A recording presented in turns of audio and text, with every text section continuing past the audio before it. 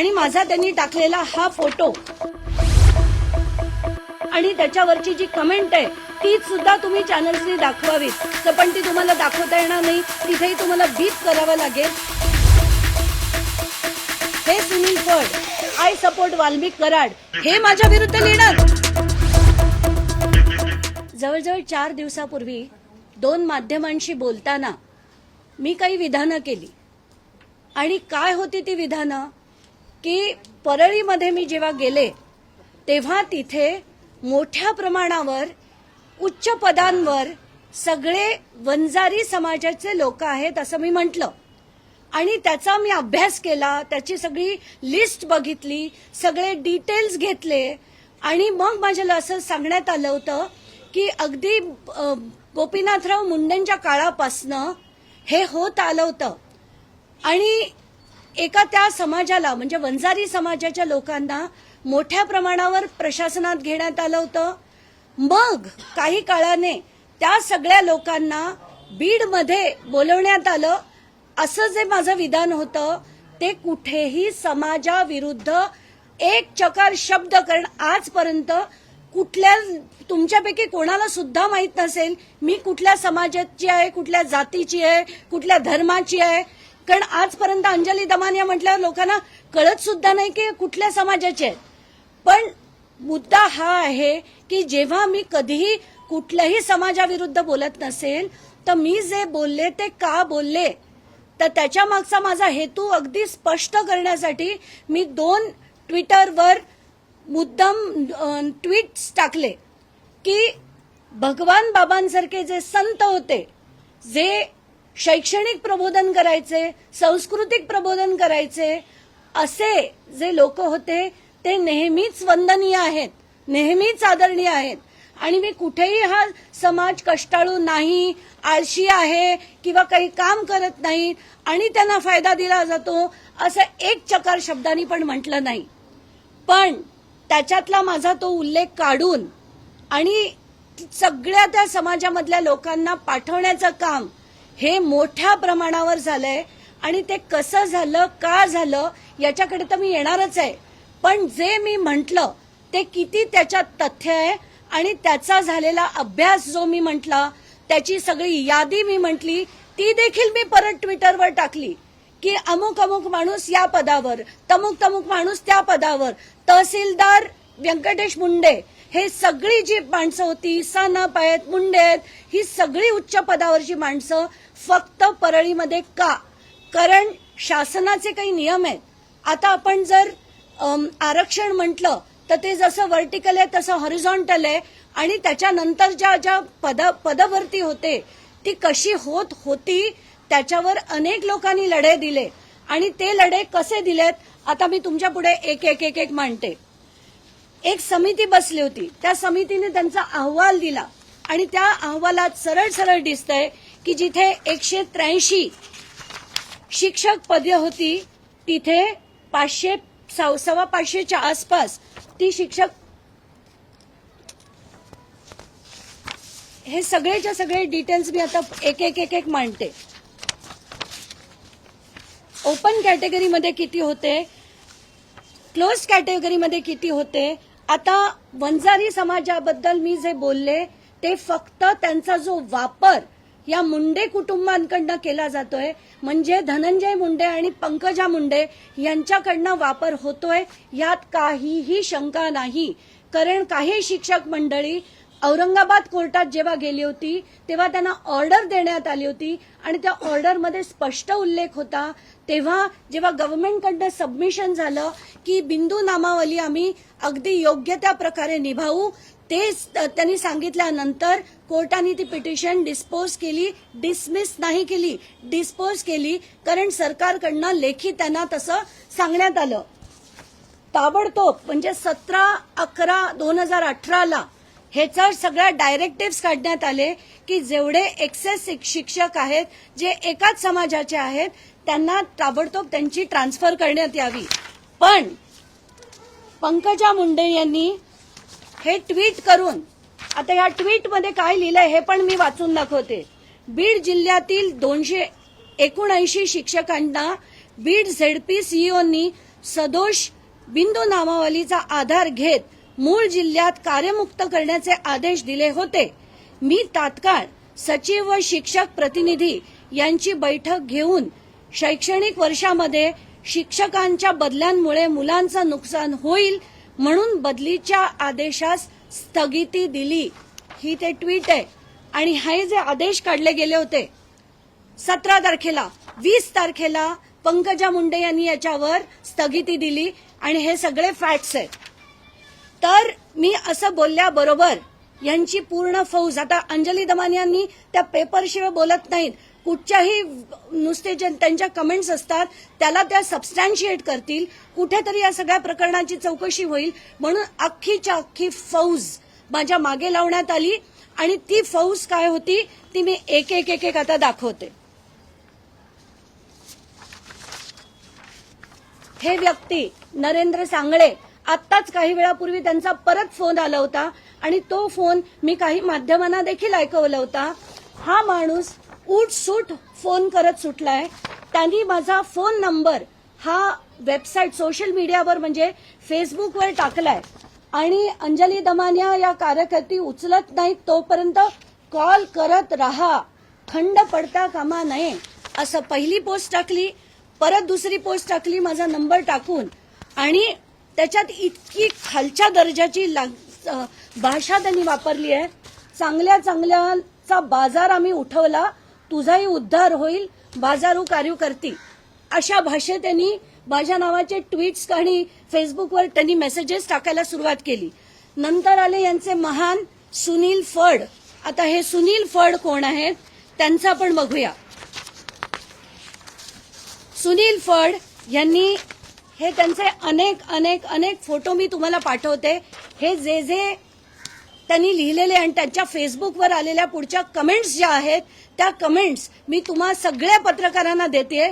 किती खालच्या दर्जाच्या, किती बेकार आणि अश्लील अशा कमेंट्स करायला लोकांनी सुरुवात केली आणि सगळ्या समाजाला भडकवण्याचं काम केलं. मला दिवसाला जवळजवळ 700 ते 800 फोन कॉल्स पहिल्या दिवशी आले, दुसऱ्या दिवशी आले, काल तिसरा दिवस होता म्हणून आज मी चौथ्या दिवशी ही प्रेस कॉन्फरन्स घेतेय. कारण आज देखील ते फोन कमी झाले नाहीयेत आणि बंद तर अजिबात झालेले नाहीयेत. हे सगळे जे आहेत तुम्ही बघत जा. आता माझा स्कुबा डायव्हिंगला मी गेले होते मॉरिशसला, त्याच्यातला एक फोटो काढून त्यांनी टाकला आणि इतकी घाण कमेंट त्याच्यावर करत त्या सुनील फड यांनी फेसबुकवर हे टाकलेलं आहे. आणि हे सुनील फड कोण आहेत ते हे व्यक्ती आहेत ते सुनील फड.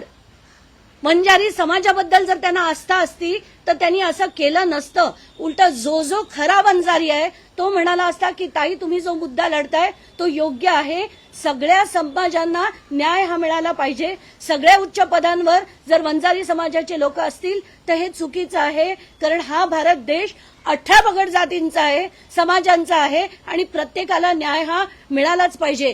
कारण आपण बघतोय महाराष्ट्रात अगदी मोठ्या प्रमाणावर जो आमदार येईल, जो खासदार येईल तो त्यांच्या मर्जीतले लोक निवडतात, त्यांच्या समाजातले लोक निवडतात आणि इतर समाजाला न्याय मिळत नाही. हे 100% खरंय. म्हणून मला एक एक एक एक हे दाखवत का जायचंय, लोकांना कळलं पाहिजे. हा सुनील फड, ही भाषा वापरली आहे, हा सुनील फड, हा सुनील फड. आणि माझा त्यांनी टाकलेला हा फोटो त्यांनी सोशल मीडियावर टाकला आणि त्याच्यावरची जी कमेंट आहे ती सुद्धा तुम्ही चॅनल्सनी दाखवावीत. पण ती तुम्हाला दाखवता येणार नाही, तिथेही तुम्हाला बीप करावं लागेल. अशा घाणेरड्या, अशा अश्लील, अशा लोकांना आता आपण आपलं राजकारण द्यायचं, अशा लोकांना. आणि आपल्याला तर माहितीये 288 पैकी 118 जण अशी आहेत की ज्यांच्यावर आत्ताचे आमदार जे निवडून तिथे विधानसभेत गेलेत तर एडीआरचा रिपोर्ट म्हणतो की 118 लोकांवर गंभीर स्वरूपाचे गुन्हे आहेत. म्हणजे murder, attempt to murder, rape सारखे गुन्हे असताना जर आपण काहीच केलं नाही, काहीच आवाज उचलला नाही, काहीच बोललं नाही तर कसं चालेल. आणि कोणी बोलायला लागलं, प्रूफ द्यायला लागलं की तुम्ही त्यांचा असा मानसिक छळ करणार. सगळेच्या सगळे जे आहेत ना, सगळे पंकजा आणि धनंजय मुंडेंचे कार्यकर्ते आहेत आणि हे मी सगळं प्रूफ करते.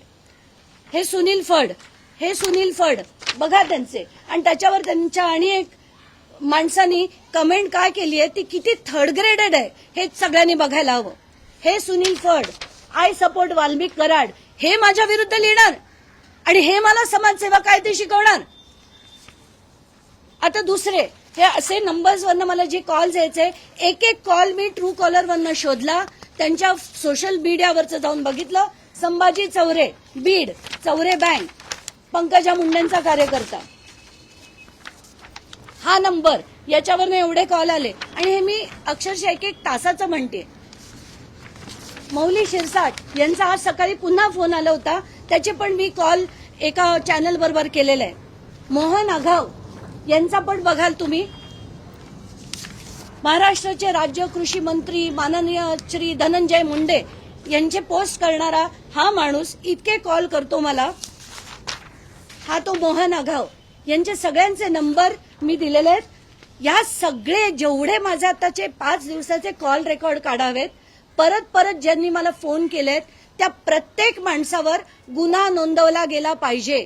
आणि माझी प्रथम मागणी आहे सरकारकडे, शासनाकडे, की एकतर सुनील फड आणि यांच्यासारखी जी माणसं आहेत ज्यांनी अश्लील भाषा वापरली, माझा नंबर सोशल मीडियावर टाकला, मला हॅरेस करण्यासाठी, त्रास देण्यासाठी, मानसिक छळ करण्यासाठी आणि ज्याला आपण म्हणतो ना outraging the modesty of a woman, असे अश्लील शब्द ज्यांनी ज्यांनी सोशल मीडियावर वापरले त्या सगळ्यांवर शासनाने कारवाई करायला हवी. मी काल रात्री रश्मी शुक्ला यांना सुद्धा मेसेज पाठवला, त्यांची पण वेळ मागितली आहे, पण मला असं सांगण्यात आलंय की त्यांना काहीतरी त्यांची तब्येत बरी नाहीये म्हणून ते 6 तारखेपर्यंत त्या रजेवर आहेत. 7 तारखेला मी त्यांच्या ऑफिसमध्ये जाऊन त्यांची भेट घेणार आहे आणि मुख्यमंत्री जे गृहमंत्री पण आहेत त्यांना माझं खास निवेदन आहे, 2 गोष्टींची चौकशी करा. एक, मला आलेले फोन हा त्यातला छोटा भाग झाला, पण मोठा भाग की पूर्ण बीडमध्ये किती किती महत्वाच्या पदांवर, पोलीस पदांवर किती किती लोक ही एकाच समाजाची आहेत आणि बिंदू नामावली नावाचा जो प्रकार आहे ज्याच्यात प्रत्येक समाजाला, प्रत्येक कुठल्याही समाजाबरोबर चुकीचं काम करण्यात येऊ नये आणि हेच करण्यासाठी शासनाचे जे नियम आहेत ते पाळले गेले पाहिजेत. म्हणून आत्ताच्या घटकेला जे जे ज्या पदावर आज आहेत, आज ते त्या त्या पदाची चौकशी करून ती पूर्ण यादी शासनाने जाहीर करावी, एवढी माझी ठणकावून मागणी आहे आणि हे तात्काळ करण्यात यावं. आणि शेवटचा मुद्दा जो मला मुद्दाम मांडायचा आहे की शासनाने अक्षरशः थेर चालवलेत, थेर.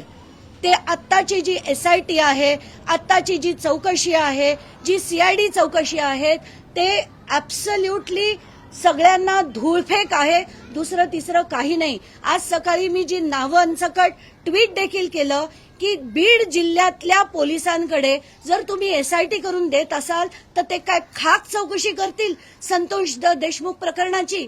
कशी करू शकतील ते? तिथली माणसं हे त्यांच्या बरोबर आहेत, गेले कित्येक वर्ष ते बरोबर आहेत, वाल्मिक कराडना नमस्कार करणारी माणसं आहेत आणि अशी माणसं त्यांच्या विरुद्ध चौकशी करतील असं महाराष्ट्र अपेक्षा करूच शकत नाहीत. ही ताबडतोब जिल्ह्याबाहेरची माणसं आणा, जमलं तर राज्याबाहेरची आणा, पण ही माणसं ही चौकशी करू देणार आम्ही नाही. आणि वाटल्यास पूर्ण महाराष्ट्रात आंदोलन उभं करू आणि तिथेच मंत्रालयावर आणू आणि कुठल्याही परिस्थितीत ही ताबडतोब SIT बरखास्त करण्यात यावी अशी माझी ठणकावून मागणी आहे शासनाकडे. आता कोणाला प्रश्न विचारायचे असतील तर प्लीज विचारू शकता.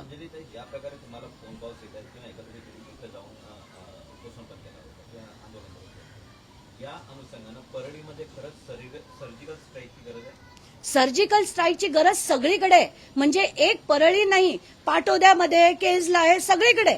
आणि सगळी माहिती जी आहे पदांची ती बाहेर आली पाहिजे, कारण आतापर्यंत लोक नुसते बोलतात आणि घाबरतात.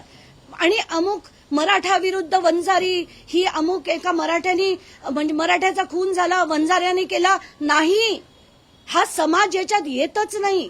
ही सगळी क्रूर मनोवृत्तीची माणसं आहेत आणि यांना शासन करण्यासाठी खरंच आता ताकदीने प्रत्येक समाजाने लढायला हवं आणि याच्यात वंजारी समाजाने भाग घेऊन खरं तर लढायला हवं. कारण समाज समाज समाज ही लावून डोक्यात सगळ्यांच्या भुसा भरलाय आणि हे आता बाहेर काढून की कुठेतरी ही माणसं पूर्वीच्या काळचे जे होते संत महात्मे होते तसे आता कोणीही उरलेले नाहीयेत, ही याच्यातली फॅक्ट आहे. या समाजाचा वापर होतोय आणि हे थांबवण्यासाठी त्या सगळ्या पदांवर जी ती माणसं बसवण्यात आली हे थांबवण्यासाठी माझा लढा आहे. मी कुठेही त्या समाजाची माणसांविरुद्ध मी एक चकार शब्द कधी बोलले नाही आणि कधी बोलणारही नाही, कारण तशी गरजच नाहीये.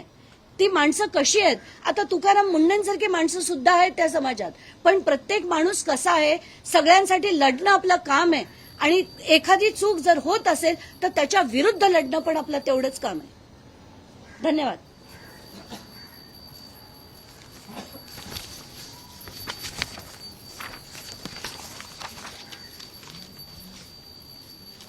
हा बघ, हा ना, आता मी तुला 2-3 गोष्टी देते तुम्हा सगळ्यांना.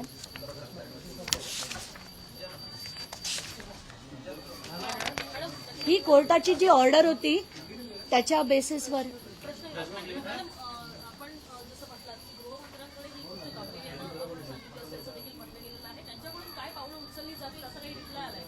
आत्ताच्या घटनेला त्यांच्याकडनं काहीच उत्तर आलेलं नाही. त्यांना मेसेज नक्कीच पाठवलाय पण त्यांच्याकडनं उत्तर अजूनपर्यंत काहीच आलेलं नाही. तुम्हाला वाटतं की एकूणच सरकार आपल्याच मंत्र्यांना पाठीशी घालण्याचं काम करतं? पूर्णपणे धडधडीतपणे दिसतंय की एसआयटी नेमता तुम्ही. एसआयटी काय, कशासाठी आहे ती चौकशी करण्यासाठी. आणि जे पोलीस ऑफिसर कराडवर अगदी हातात हात घालून फिरतात असे ऑफिसर आता याची चौकशी करणार म्हणजे शासन आम्हाला काही वेडं समजतं की काय असा प्रश्न पडतो. या प्रकरणामध्ये कुठेतरी राष्ट्रवादीच्या नेत्यांसंदर्भात इतक्या तक्रारी असताना देखील भाजप आणि शिवसेना असलेलं सरकार, सोबत असलेलं सरकार त्यांना पाठीशी घालण्याचं करत हे सगळे एकत्रच आहेत. आपण वाल्मिक कराडचे पिक्चर्स जे आहेत ते सगळ्यांबरोबरचे बघितलेत. फडणवीसांबरोबरचे तर अनेक आहेत, त्यांचे आहेत, अजित पवारांबरोबर आहेत, शरद पवारांबरोबर आहेत, सुप्रिया सुळेंबरोबर आहे, रोहित पवारांबरोबर आहेत. आणि ही माणसं जर आज तिथे जाऊन लढत होती म्हणून त्या दिवशीच्या 28 तारखेच्या मोर्चात मी का गेले नाही, कारण शरद पवारांना, जितेंद्र आव्हाडांना, सुरेश धसना पूर्ण कल्पना आहेत की माणसं कशी आहेत. कारण धनंजय मुंडे त्यांच्याच पक्षातले होते. वाल्मिक कराडांचे सगळ्यांबरोबरचे फोटो आहेत, अगदी त्या संदीप क्षीरसागर बरोबर फोटो आहेत, सोनावणेंबरोबर फोटो आहेत. म्हणजे हे सगळे एकत्र असताना आम्हाला दाखवत आहेत की ते खरंच एक संतोष देशमुखसाठी लढा देत आहेत, त्याच्या हत्येसाठी लढा देत आहेत. किती म्हणजे काय बोलावं यांना. यांचा महत्वाकांक्षा काय आहे की हा एक मोठा आका जर छोटा झाला तर मी आका मोठा होईन, याच्यासाठी यांचा हा लढा आहे, दुसरं तिसरं काही नाही. आपण जर बघितलं तर आज राष्ट्रवादीच्या सुरज चव्हाणांनी देवेंद्र फडणवीस यांना देखील विनंती केलेली आहे. यामध्ये सुरेश धस जे आमदार आहेत ते वारंवार तक्रारी करताना पाहायला मिळत आहेत. त्याच्यावरनं ह्यांच्यामध्येच कुठेतरी कुरबुरी सुरू असल्याचं पाहायला मिळत आहे. कसं बघता? नाही, सुरेश धस ह्यांचं काय, त्यांचा आतापर्यंतचा इतिहास आहे हे पूर्ण बीड जिल्ह्याला माहितीये. ते व्यक्ती कसे आहेत, त्यांच्या आष्टीच्या फार्म हाऊसवर काय काय चालतं हे मी अनेक वेळा म्हटलंय 2012 पासून. म्हणून मला वाटत होतं की ही माणसं खरंच लढतायत का, संदीप क्षीरसागर सारखी माणसं खरंच लढतायत का हा प्रश्न पडतो. म्हणून मी 5 दिवस जेव्हा बीडला राहून तिथलं गांभीर्य बघितलं, जितक्या प्रमाणात लोक येऊन माहिती देत होते, जितकी दहशत होती, फोटोज द्यायचे, व्हिडिओज द्यायचे, फोन कॉल करायचे आणि वर एकच मागणी होती की ताई माहिती आम्ही तुम्हाला सगळी देतो, आमचं नाव कुठे येऊ देऊ नका. ही जी दहशत आहे, कारण त्यांना तिथे राहायचंय, तर ही जी दहशत आहे आणि परत त्यांना पोलिसांकडे जाऊन तिथं न्याय मिळत नाही, तिथे काहीही झालं तरी न्याय मिळत नाही, ही आत्ताची तिथली गंभीर परिस्थिती आहे.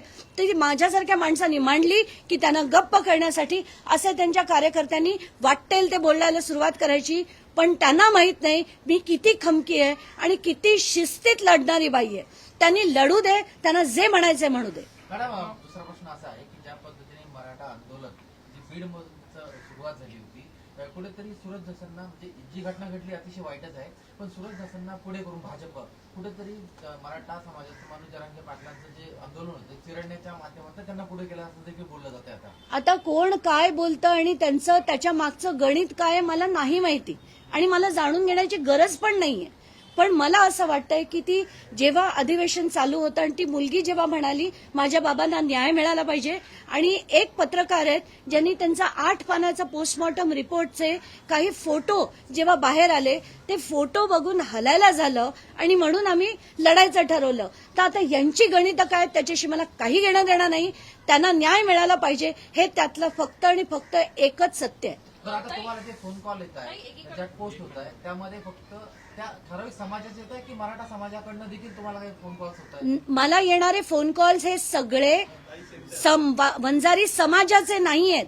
त्यांचे जे कार्यकर्ते आहेत, पंकजा मुंडे आणि धनंजय मुंडेंचे कार्यकर्ते, त्यांनी जो माझा सोशल मीडियावर नंबर टाकलाय, त्यांचे सगळे कार्यकर्ते इतरांना भडकावून मला फोन करायला लावत आहेत आणि कुठेतरी या बाई समाजाविरुद्ध बोलल्या असं जे प्रोजेक्ट करण्याचा प्रयत्न करतायत. आता एवढंच नाही तर त्यांनी अनेक गोष्टी सांगितल्यात की यांच्या विरुद्ध तुम्ही तक्रारी टाका, यांच्या विरुद्ध तहसीलदारांकडे प्रत्येकाने कंप्लेंट द्या. जेवढे एक तर 1 करोड वंजारी समाज नावाचा एक ग्रुप आहे, त्यांनी तर असंही जाहीर केलं की तुम्ही जेवढे वकील आहेत समाजाचे, त्यांनी प्रत्येकाने यांच्या विरुद्ध डिफेमेशन केसेस फाईल कराव्या. म्हणजे तुम्ही आता अशा प्रकारची जर हॅरासमेंट करणार असाल, मानसिक छळ करण्याचा प्रयत्न केला, तर तुम्हाला जे करायचे तुम्ही करा. मी लढणं बिलकुल थांबवणार नाही. ताई, एकीकडे ज्या पद्धतीनं लाडकी बहीण म्हणून मतं मागितली जातात, लाडक्या बहिणीबद्दल भाषण केलं जातं, पण एकीकडे लाडकी बहीण अशा पद्धतीनं बदनाम होत असताना देखील सरकार मात्र कुठलंही पाऊल उचलताना बघायला मिळत नाही. दुसरीकडे संतोष देशमुख यांच्या मुलीनं देखील या संदर्भातलं आवाहन केलेलं आहे, तरी देखील सरकार ऐकत नाही असं वाटतं. अजित पवार आणि ज्यांनी अगदी पिंक शर्ट घालून पिंक गाड्या मिरवून एक जी मोठी यात्रा काढली होती आणि त्यांच्याच महायुतीने लाडकी बहिणी योजना राबवली होती, तीच माणसं, त्यांच्याच पक्षातली, त्यांच्याच युतीतली माणसं आज अशाच बहिणींचा कसा छळ करतात हे आज आपल्या पुढे आहे. हे सगळे पेपर्स मी मुद्दाम सगळ्या माध्यमांना देते, ते तुम्ही बघा, तुमच्या चॅनलवर दाखवा की यांना बहिणीशी काही घेणं देणं नसतं. यांना मतं फक्त हवी असतात त्या बहिणींकडनं, म्हणून हे सगळे कारभार केले जातात. दुसरं तिसरं काही नाही. चला, धन्यवाद. नाही ना, नको ना. आता हिंदी चॅनल दाखवत तर काहीच नाहीये, एकही हिंदी नाही, इंग्लिश नाही. कोणी बातमी करू नये. सरप्राईजिंग एवढी गंभीर गोष्ट झाली आहे.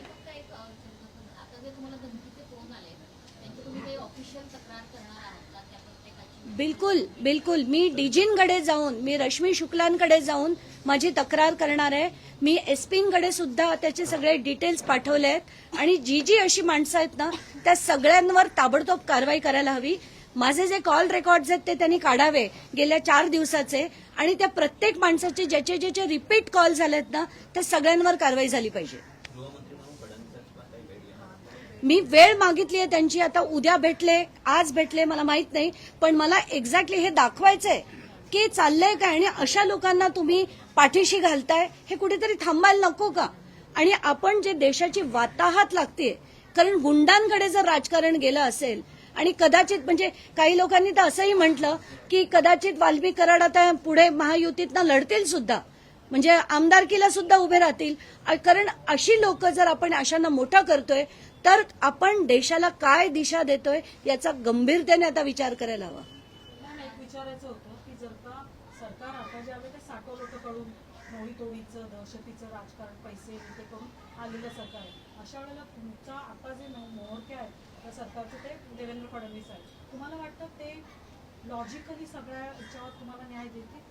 मला आत्ताच्या घटकेला जे त्यांनी केलं, म्हणजे त्यांनी अधिवेशनात अनाउन्समेंट काय केली होती, पहिली अनाउन्समेंट होती की वाल्मिक कराडवर खंडणी, आणि नाव घेऊन बोलतो असं म्हणाले होते. ते नाव घेऊन बोलतो की वाल्मिक कराडवर एक खंडणीचा गुन्हा झाला आहे, पण याच्यात जर सुद्धा ते असतील तर यात सुद्धा आम्ही त्यांचं त्यांच्यावर गुन्हा नोंदवू मको का लावू असं फडणवीस तिथून जेव्हा म्हणाले त्याच्यात त्यांनी आणि अनाउन्समेंट केली होती की एक जज यांची नियुक्ती करण्यात येईल, एसआयटीची नियुक्ती होईल. जेव्हा आम्ही बोंबाबोंब केली की 13-14 दिवस झाले अजून एसआयटीची घोषणा नाही, तेव्हा 3 दिवसापूर्वी एसआयटीचं एक जे GR आहे तो काढण्यात आला. म्हणजे एवढा वेळ जर नुसती एसआयटी स्थापन करण्यात लावत असतील तर पुढे चौकशी काय होणार. आता ती एसआयटीची जेव्हा लिस्ट येते, बीडचे सगळे अधिकारी आहेत, त्याच्यावरून आपल्याला गांभीर्य कळतंय ना की सरकारला चौकशी करायचीच नाहीये. त्यांना फक्त दाखवायचंय की आम्ही मारल्यासारखं करतोय, तू रडल्यासारखं कर.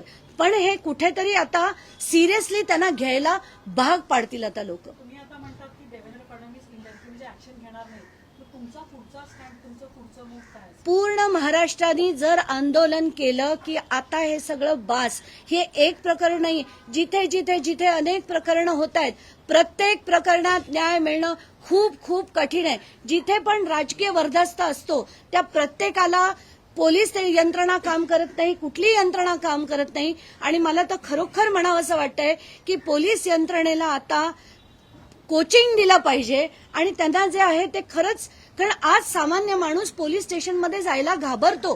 न्याय मिळेल असं कुठेही त्याला हे नसते की आपल्याला न्याय खरंच पोलीस स्टेशनमध्ये जाऊन मिळेल, आपलं ऐकलं जाईल, असं आताची स्थिती नाही. ही बदलण्याचा एक प्रयत्न आता शासनाकडनं पण झाला पाहिजे आणि लोकांकडनं पण झाला या पाहिजे. संदर्भात तुम्ही आता गृहमंत्र्यांकडे, केंद्रीय गृहमंत्र्यांकडे तक्रार करणार का? आत्ताच्या घटकेला मी तसा काही विचार नव्हता केला, पण तो देखील करायची वेळ आली, केंद्रीय गृहमंत्र्यांकडे जायची देखील वेळ आली, तर ते देखील मी केल्याशिवाय राहणार नाही. हे ज्यांना याचे फोटो पाहिजेत किंवा मी फॉरवर्ड करते सगळं. मी केली नाही, मी करून पाठवते. काय हा हे पण बस.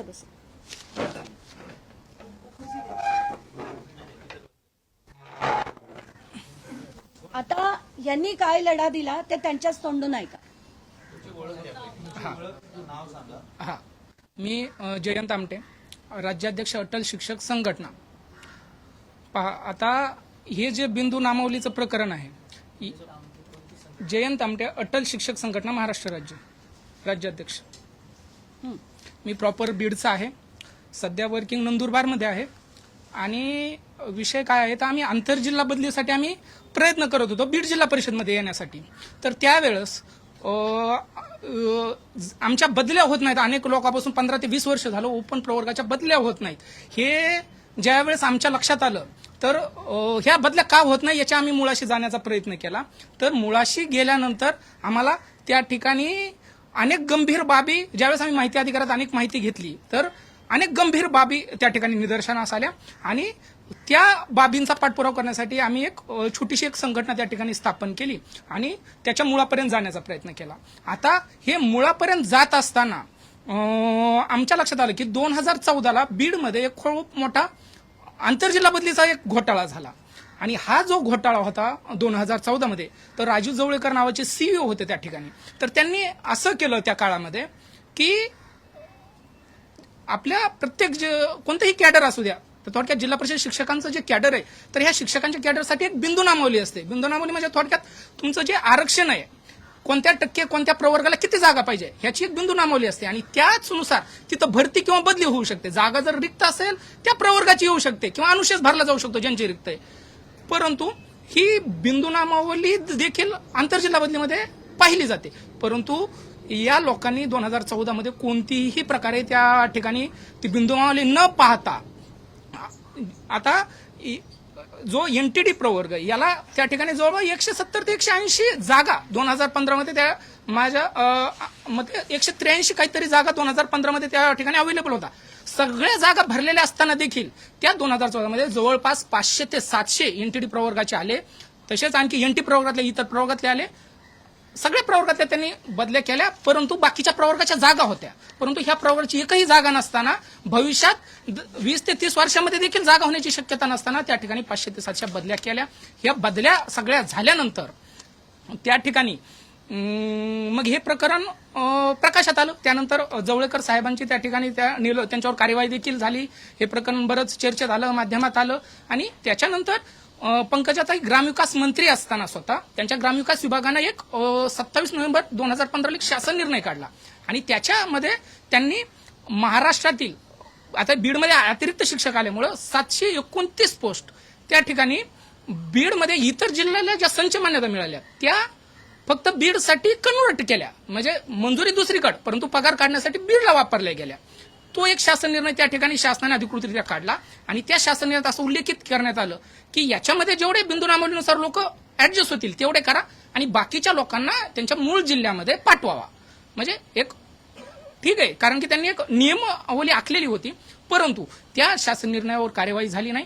त्याच्यानंतर एक पत्रकार आहेत आपले विजय बहादुरे म्हणून औरंगाबादचे पत्रकार होते, ते SC समुदायाची एक कम्युनिटी होती, ते बी याच्यासाठी आमच्यासारखंच लढत होते त्यावेळेस. मग त्यांनी त्या ठिकाणी एक जनहित याचिका दाखल केली आणि त्या जनहित याचिकेवर त्यांनी त्यांच्या पद्धतीने केलं, आम्ही आमच्या पद्धतीने लढत होतो आणि अशा पद्धतीने 2018ला शासन निर्णय आला. त्याच्यामध्ये हायकोर्टाचा निर्णय आला आणि ह्या हायकोर्टाच्या निर्णयाच्या अगोदर जो शासन निर्णय होता त्याचा देखील त्याच्यामध्ये विचार करण्यात आला आणि त्या ठिकाणी तत्कालीन ज्या शिक्षण सचिव होत्या वंदना कृष्णा यांनी त्या ठिकाणी शपथपत्र दिलेलं आहे. जर आपल्याकडे ऑर्डर आहे ती ताईने दिलीच असेल तुम्हाला, ती जर ऑर्डर तुम्ही जर पाहिली तर त्याच्यामध्ये स्पष्टपणे त्यांनी दिलेलं आहे, त्यांनी प्रतिज्ञापत्र दिलेलं आहे की युद्धस्तरावर कार्यवाही होईल. ही जी काही अनियमितता झाली एवढी बिंदू नामावलीमध्ये हे प्रचंड अनियमितता, कारण की आरक्षण कायदा 2004 जो आहे त्यानुसार असं होऊच शकत नाही आणि ते झाल्यामुळं मग शेवटी त्यांनी मान्य केलं हे सगळे अनियमितता झालेल्या आहेत आणि याच्यामुळे या लोकांना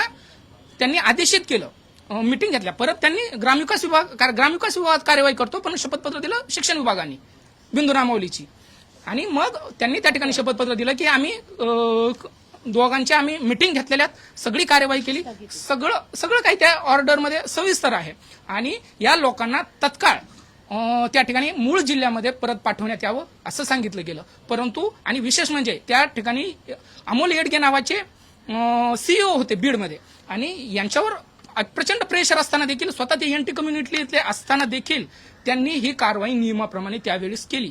अक्षरशः त्याच्या ऑर्डर देखील त्यांनी काढल्या त्या ठिकाणी की लोकांना आम्ही रिलीव्ह करत आहोत. मग बीड जिल्हा परिषदमधून त्यांना रिलीव्ह केलं, परंतु रिलीव्ह केल्यानंतर त्यांनी डायरेक्ट आदेश काढल्यानंतर यातले काही लोक त्या ठिकाणी बीड जिल्हा परिषद समोर आंदोलनास बसले. आंदोलनात बसल्यानंतर त्या ठिकाणी काही मग ते राजकीय वगैरे पंकजाताई ग्रामविकास मंत्री होत्या, त्यांनी त्यांचं आपसात बोलणं झालं आणि त्या ठिकाणी त्या आंदोलनात सायंकाळी ताईंनी त्या ठिकाणी ऑन कॅमेरा व्हिडिओ कॉलवरून संवाद साधून त्या ठिकाणी व्हिडिओ असेल ऑडिओ असेल परंतु संवाद साधला लोकांना आणि स्पष्ट सांगितलं की बिंदू नामावली वगैरे काही असू द्या, मी बीडमधल्या एकाही व्यक्तीला बीडच्या बाहेर जाऊ देणार नाही. म्हणजे थोडक्यात आम्हाला असं म्हणायचं, जर कायद्याने कोणाने याच्याकडून मिळवलंय, कोर्टाकडून मिळवलंय, कोर्टात शासनाने पत्र दिलंय, परंतु त्या अधिकाऱ्यावर देखील प्रचंड प्रकारचे वेगळ्या प्रकारे दगबाव आले का काय झालं. नंतर त्या ठिकाणी 5-7 दिवस गेल्यानंतर रिलीव्ह केल्यानंतर त्या ठिकाणी असीम कुमार गुप्ता म्हणून त्या ठिकाणी ग्रामविकास सचिव होते, प्रधान सचिव होते. मग त्यांनी एक पत्र काढलं त्या ठिकाणी, ते पत्र देखील असेल आपल्याकडे. तर या पत्रामध्ये त्यांनी सांगितलं की मुलांचं शैक्षणिक नुकसान होऊ नये म्हणून. बघा आता याच्यामध्ये सुद्धा विडंबना अशी, आम्ही बदलीसाठी जागा मागताना समज बदली करा लोकांच्या 15-20 वर्ष आपल्या कुटुंबापासून आईवडिलापासून जे दूर आहेत त्यांना म्हणायचं जागा नाही. यासाठी आम्ही अनेक आंदोलनं केली, बीड जिल्हा परिषद समोर केली, आम्ही पार मंत्रालयापर्यंत सगळीकडे पाठपुरावा केला. शेवटी आम्ही थकलेलो, आम्ही हा विषय सुद्धा सोडून दिलेला आहे. परंतु आता ह्या सगळ्या माध्यमातून ताईचाही संपर्क झाला, आमचा संपर्क झाला, तर निघला विषय म्हणून आम्ही आता हेच फक्त मांडतो. आता काय कार्यवाही होईल, बाकीचे सगळे लोक याला कसं घेताय किंवा काय हे आता आम्ही नाही सांगू शकत, परंतु आमची प्रामाणिकपणे इच्छा आहे जी नियमानुसार असेल ती कार्यवाही ह्याच्यामध्ये व्हायला पाहिजे.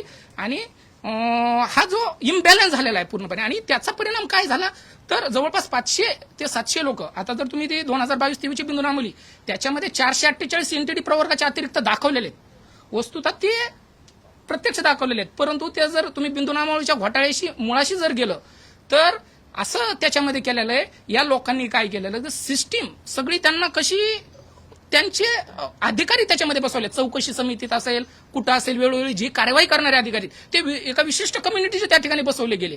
आणि याच्यामुळे काय झालं तर आम्ही काहीही त्या ठिकाणी निवेदन दिलं, आमच्या अगोदर ते समोरच्या जे पीडित लोक आहेत त्यांच्यापर्यंत पोहोचायचं, यांच्यापर्यंत पोहोचायचं, मग त्यांचं हे करायचं आणि तेवढी कार्यवाही नाही व्हायची आणि त्याच्यामुळं ती कोणतीही कार्यवाही शेवटपर्यंत पूर्णत्वास ह्या प्रकारे त्यांनी होऊ दिली नाही. 2018चा युद्धस्तरावर कारवाई करू असं शपथपत्र असताना देखील याच्यामध्ये कोणतीही कार्यवाही आज तागायत झालेली नाही.